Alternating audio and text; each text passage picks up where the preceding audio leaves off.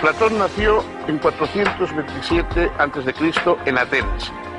Discípulo de Sócrates, escribió una gran cantidad de diálogos, en la mayoría de los cuales puso a su maestro como personaje central.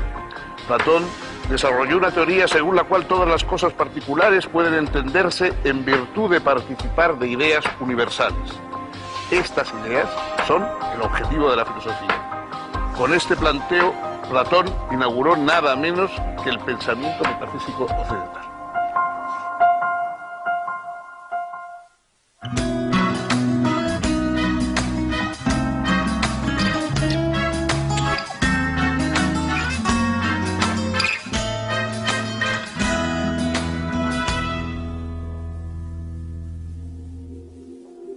¿Cómo les va? Bienvenidos. Si les parece, vamos a hablar un poco de filosofía. ¿Qué es filosofía? Alguien ha dicho que todas las obras filosóficas que se han escrito son simplemente notas a pie de página de los diálogos de Platón. Ese filósofo griego, a su vez, escribió una serie de diálogos protagonizados, casi todos ellos, por la figura de un protofilósofo, de un filósofo anterior todavía al propio Platón, que no escribió nunca, Sócrates.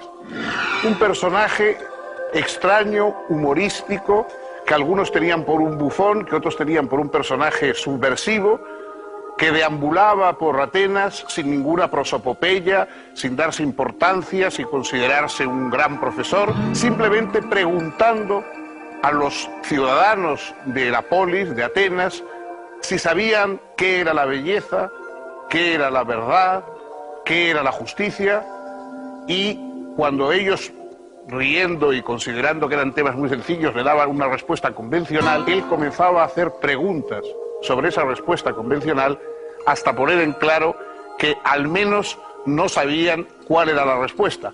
No es que Sócrates ofreciera una respuesta definitiva, pero demostraba que los demás tampoco sabían eso que creían que estaba tan claro y tan fácil. Platón recoge esos diálogos protagonizados por la figura de Sócrates, de ese personaje que sin énfasis, sin adoptar un aire de gran sabio, sin darse ningún tipo de importancia, ni por supuesto decir que tenía ninguna autoridad de tipo divino, ese personaje que se acerca a los demás de hombre a hombre con una interrogación en los labios, es el inicio de la filosofía. Así empieza todo, así nos lo contó Platón, y vamos a intentar ahora saber cómo fue, quién fue ese Platón a cuyos diálogos dan origen a todo el resto de la filosofía occidental.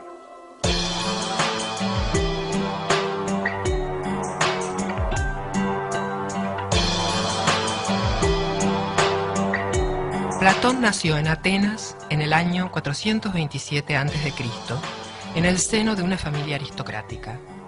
Fue testigo de la guerra del Peloponeso, entre Atenas y Esparta, en la que llegó a combatir, y también de la decadencia ateniense, sacudida por una tiranía oligárquica primero y por una democracia populista y demagógica después.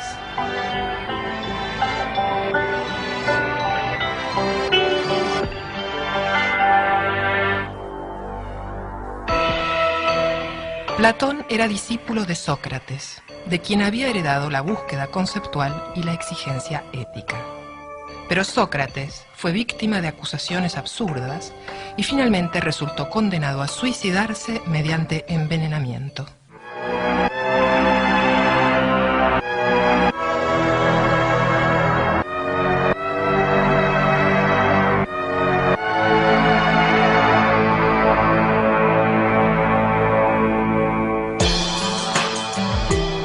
Preocupado por la crisis moral y política ateniense, Platón puso todas sus energías en tratar de establecer entre sus conciudadanos un ideal de justicia y de respeto por la verdad.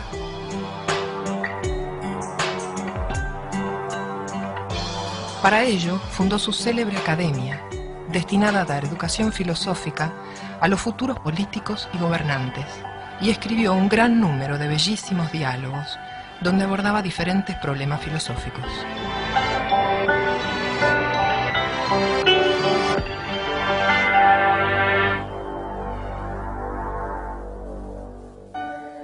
Los diálogos se pueden dividir en tres grandes grupos. Los diálogos tempranos, en general, plantean un problema y terminan sin dar una respuesta concluyente. Son los más fieles al espíritu socrático. Más que solucionar un problema determinado, aspiran a revelar lo problemático de nociones que habitualmente se adoptan sin reflexión. Los diálogos medios o de madurez son en los que expone básicamente la teoría de las ideas, entre los que se encuentran las obras más conocidas de Platón como el Banquete, el Fedón y la República.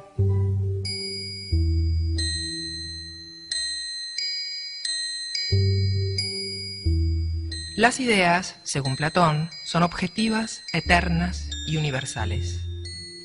Los triángulos concretos, por ejemplo, pueden ser imperfectos y terminan por borrarse o desaparecer, pero la idea de triángulo, en cambio, es perfecta e inmutable. Es por la idea de triángulo que podemos reconocer que ciertas figuras geométricas, a pesar de lo diferentes que puedan ser entre sí, en tamaño, color, etc., son precisamente triángulos. Lo mismo ocurre con otras ideas no geométricas, como las de justicia, belleza, etc.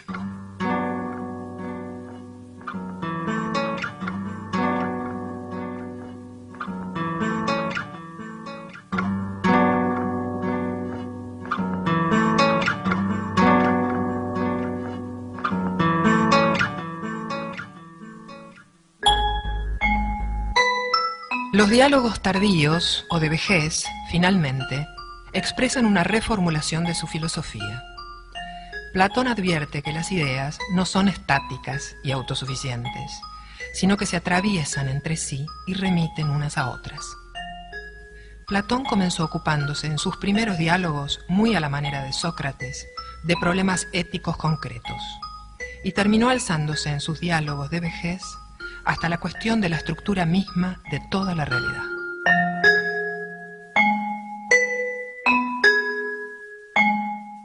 Una de las cuestiones centrales de la filosofía, a partir ya del propio Platón, ha sido buscar qué tienen en común las cosas detrás de su aparente diversidad. Nosotros vemos que hay una infinita diversidad de cosas distintas y algunas de ellas las agrupamos en una especie de clases o colectivos. Hablamos de árboles, de hombres, de peces, de estrellas, y quiere decir que esa diversidad de cosas tiene algo en común. Ese algo en común que tienen las cosas de un mismo género, de un mismo rango, es lo que más o menos Platón llama ideas. Las ideas son algo así como los arquetipos a partir de los cuales se diseñan toda la diversidad de un grupo de cosas. Todos los hombres, todos los peces, todos los árboles, las plantas, lo que se quiera, es decir, cualquier género que uno quiere tomar. Eso es lo que hay que buscar, eso no es aparente, no se ve. Es decir, nosotros vemos la diversidad de las cosas diferentes, nunca vemos la idea, el concepto. Por eso Platón supuso que esas ideas, esas categorías arquetípicas a partir de los cuales se organiza la realidad, pertenecen a otro orden, a un orden que da sentido al nuestro, pero que está más allá de él. Eso es lo que sale a buscar ese huido de entre los hombres que va a buscar las ideas para mirarlas frente a frente. Los demás, en el fondo de la caverna, están sometidos a ver puras sombras o sombras de sombras incluso, hasta que rompen la cadena, es decir, hasta que se ponen a pensar, porque la forma de liberarse por parte del ser humano es entregarse al pensamiento, y salen afuera a mirar las ideas frente a frente. Esa experiencia de liberación es lo que en su apología Sócrates, a punto de ser condenado a muerte, él dice: una vida sin examen no merece la pena de ser vivida. Es decir, una vida sin que en un momento rompamos con la rutina, con las sombras y salgamos a buscar las ideas en sí mismas, no merece la pena de ser vivida. Este es el criterio filosófico a partir del cual nace toda la trayectoria del pensamiento occidental.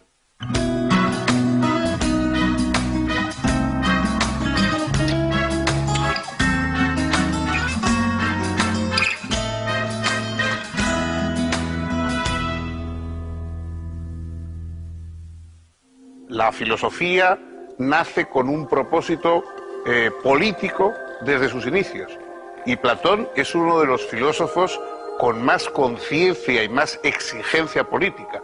Él lo que quería no era simplemente una reflexión sobre el mundo, sino una reflexión sobre el mundo que hiciera mejor la ciudad, la convivencia y la organización de los seres humanos. A esa organización mejor, él llamaba justicia. Justicia es la organización de la polis, de la república, de la situación de la comunidad humana, la situación adecuada, es decir, aquella postura en que cada cual está en su sitio. La justicia es que cada cual tenga lo que le corresponde y que cada cual desempeñe el papel que mejor le puede ir en la colectividad. Y sobre eso Platón reflexiona en uno de los diálogos, quizá el más famoso de todos sus diálogos, La República, en la que lo que se plantea es en qué consiste verdaderamente una ciudad bien organizada. El régimen pensado por Platón es rígido. De hecho, en un momento incluso dice que hay que desterrar a los poetas de la ciudad porque los poetas mienten mucho, porque los poetas cuentan y hablan solamente de pasiones y de situaciones subjetivas, y los seres humanos olvidan que la dimensión más importante de sus vidas es la colectiva, es la que comparte con los demás, no la subjetiva. Algunos, Popper por ejemplo, han dicho que Platón es incluso el padre de los estados totalitarios, porque a pesar de lo lejísimos que estamos, naturalmente, del totalitarismo moderno, pero hay una vocación ordenancista, autoritaria, rígida, en el planteamiento cerebral que hace Platón.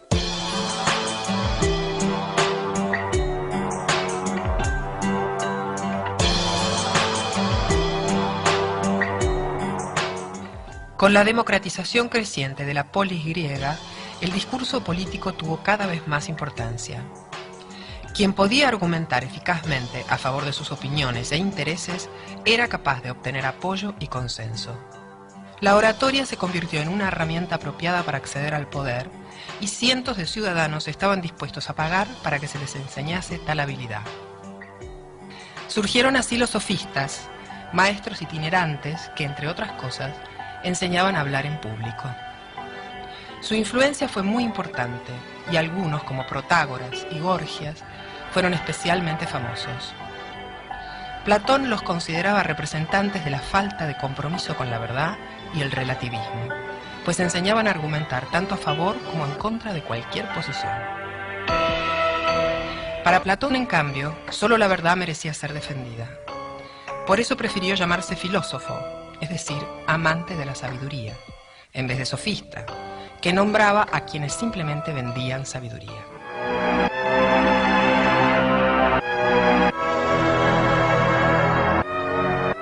Nada había en la filosofía anterior a Platón que permitiera prever su concepción.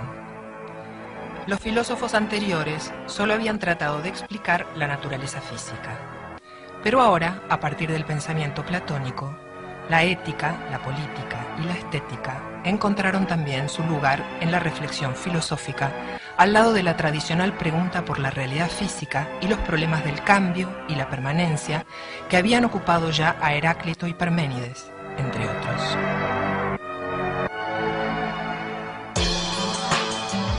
Al formular su teoría de las ideas, Platón se preguntaba qué son la justicia, la bondad, la belleza y las demás propiedades de este tipo. Con este preguntar abre nada menos que el pensamiento metafísico occidental. Platón expone que para que pueda plantearse que algo tiene una propiedad, tiene que haber esa propiedad. Pero ella no está en ninguna parte, ni es percibida por los sentidos. Para Platón se trata de que hay una idea de justicia, que no se agota en ningún acto particular, justo o injusto. Si no hubiera una idea de justicia, no podría llamarse justo a ningún acto. Del mismo modo, podemos encontrar bellas diferentes cosas, pero coincidimos en la idea de belleza, que afirmamos de unas y que negamos a otras.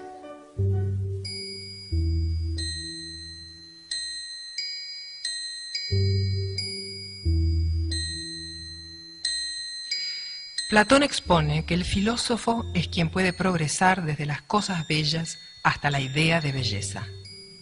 El filósofo puede ascender de un cuerpo bello a todos los cuerpos bellos, y de estos a las bellas normas de conducta, y de ahí a los bellos conocimientos, y terminar en el conocimiento de la belleza absoluta, de la belleza en sí. Si la idea de belleza fuera solo subjetiva, si fuese distinta en cada hombre, nadie sabría a qué se refiere otro al decir que algo es bello. La vida en común sería entonces imposible.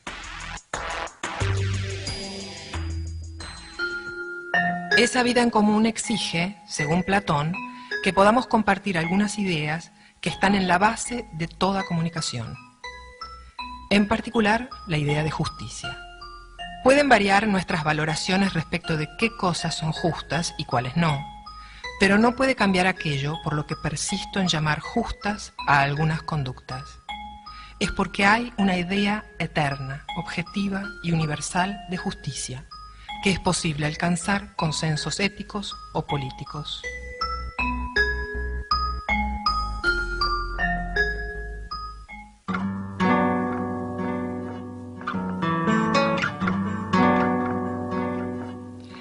Platón estaba convencido de que la mejor preparación para la vida pública era el espíritu lúcido y desinteresado de la filosofía.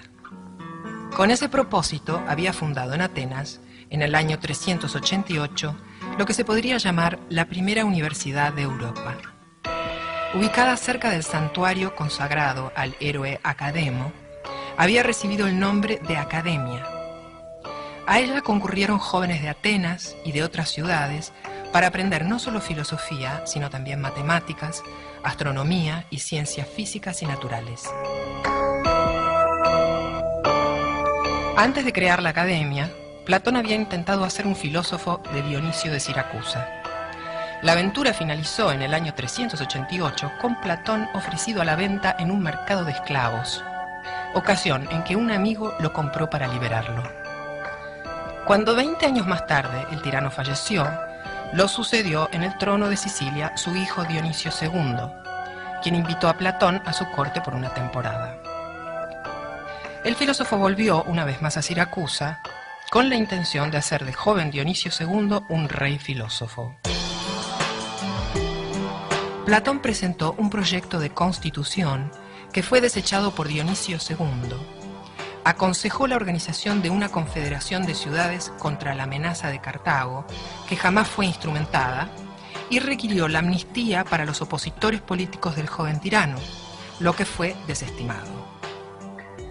Platón se vio obligado a admitir que no podía pretender que los gobernantes fuesen lúcidos y desinteresados. En el último de sus diálogos, titulado Las leyes, abandonó la noción del rey filósofo y confió a la organización legal lo que ya no podía esperar de la sabiduría de los individuos. Este es el diálogo más extenso, un diálogo donde Platón ofrece un segundo modelo de Estado, después del de la República, pero un modelo pautado exclusivamente por leyes, a diferencia del modelo de los diálogos medios, donde importa sobre todo que los filósofos gobiernen y pareciera que la ley ocupa un lugar secundario. En su último diálogo, Platón deposita la esperanza de un orden político justo y armonioso en el adecuado ordenamiento jurídico.